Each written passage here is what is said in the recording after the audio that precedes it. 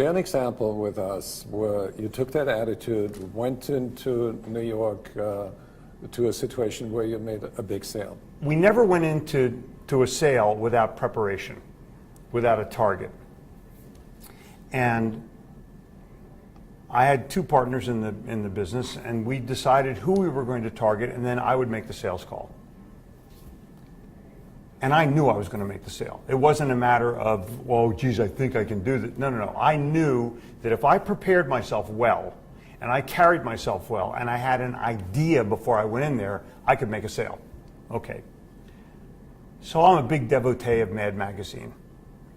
And we decided we were going to print the ultimate Alfred E. Neuman t-shirt, which had never been printed before.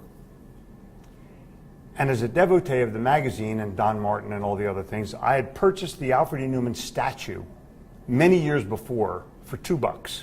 And it sat on my shelf. And I said, okay, I got the idea. We're going to go and try to buy the statues.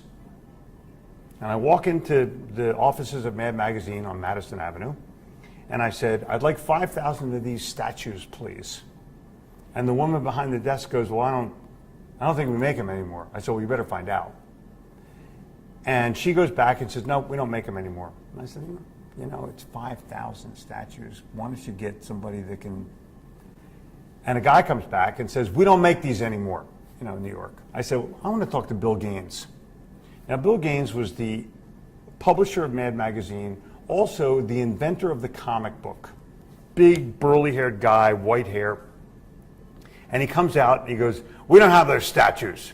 I said, okay, no problem. Give me, instead of the 5,000 statues, give me 5,000 Alfred E. Neuman t-shirts. He said, we don't have those either. I said, well, I do. And I literally took off my jacket and opened up my shirt, and I have this perfect shirt of Alfred E. Neuman, What Me Worry. And Gaines looks at me and he goes, get into my office right now. Wow. Is that cool? Okay, so I get the order. I get a signed copy of his book. I get his personalized stationery, his business card, and he introduces me to Don Martin, who ultimately allowed me to design the Fonzie shirt, the sit on it Fonzie shirt for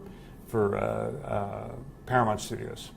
That happened in one sales call because I was prepared to do it and had the confidence to go in and just push it. Right. So I see three elements. One is you have the attitude. Oh, yeah. Which is the jet fuel.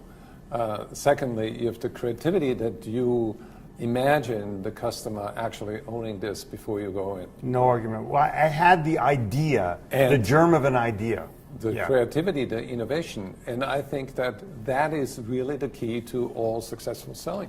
You need all three qualities. Yeah. There's a 0.5. Okay. I did it in New York City. You can be in Kansas City, you could be in Chicago, you could be in Dallas. They're all alike. Right.